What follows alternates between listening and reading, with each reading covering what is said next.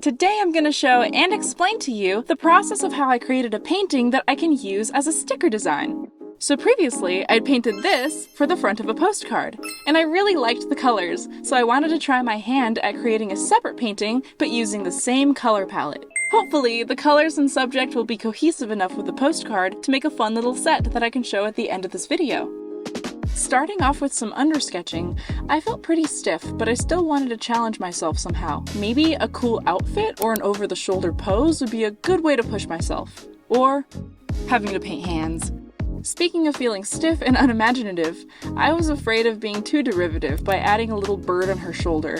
But now that I'm looking at it again, that cockatiel is pretty cute, and I kinda wish I hadn't overthought that part and obliterated him from existence the way that I did. I think I really found my footing with this concept when I started focusing on conveying an expression that could carry some emotions, rather than a cute outfit. Don't get me wrong, I love a cute outfit, but I think I was desperately in need of a hint of a story. Totally fine if you don't end up reading it this way when you see the final piece, but I liked the idea of a girl sort of blushing and looking down, away from the viewer, sort of like she might be daydreaming about someone. I have a soft spot for daydreamers, as I've painted one once before, and it used to be such a strong habit of mine that it would actually get me into trouble a lot as a kid. This way, I realized I could still challenge myself by including her hands in the painting, but still be zoomed in close enough to have lots of fun painting her face, which is always my favorite part of a piece to polish.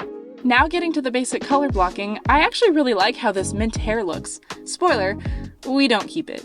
I remember not being satisfied with it because I felt like with her skin tone, she just needed a darker, contrasting color to frame her face. But looking at it now, I think it would have been pretty enough, even though I'm happy with the way it turned out in the end. Stick around to the end of the video where I'll share 4 tips based on common mistakes that I fell into so that you can stay away from them in your next painting. I also intentionally gave her really long arms, although now I wonder if they're a little freakishly long. I remember feeling like my arms were a bit too long as a kid and feeling really clumsy looking with them, but now when I see pictures of myself from back then, I don't know why I was so self-conscious. So I did start to identify with her a bit, which made me keep and even sort of intensify that flaw. I highly recommend trying to paint makeup on your portrait at least once, because it's a way of describing the three-dimensionality of a face while also getting to play around and add fun colors to it. You also start to learn how to differentiate between rendering something to look like it was painted on top of the character's skin, or painting it as if it's a part of their topography. Oh yeah, around here is also when I noticed that the left side of her face, her left, our right, was melting, so that was really cool to see. Flipping the canvas can be brutal sometimes. But one pass with the liquify tool and her facial structure was back the way that I had originally envisioned it. I'm now painting on an overlay layer and lightly erasing parts of it to deepen up some areas, like the shadows cast on her face by her hair and the edges of surfaces that turn away from the light.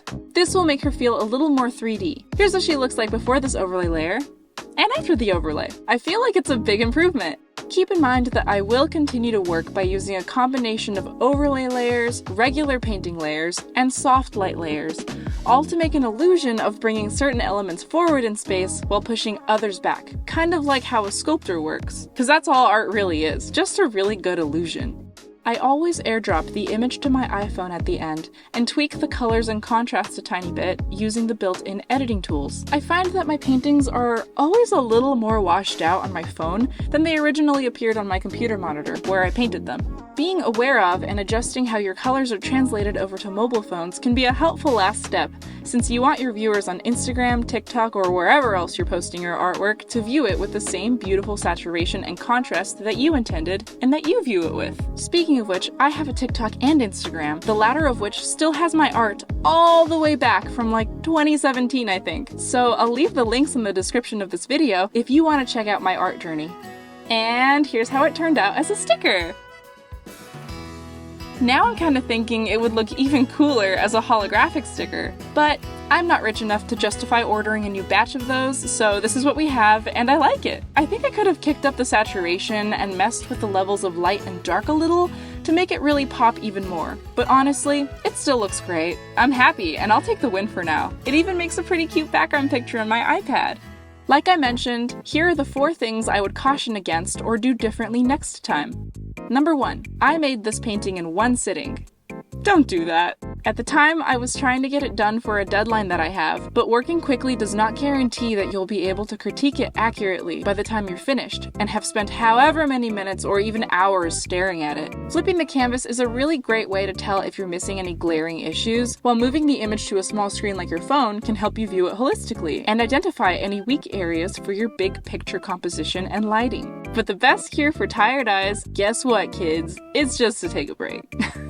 Because when you come back, you'll be much more refreshed and much more able to assess that first read the exact same way that a new viewer would see it. Whether that means realizing that the portrait's eyes are a little wonkier than you remembered, or deciding that your painted hands aren't quite as egregious as you first thought they were.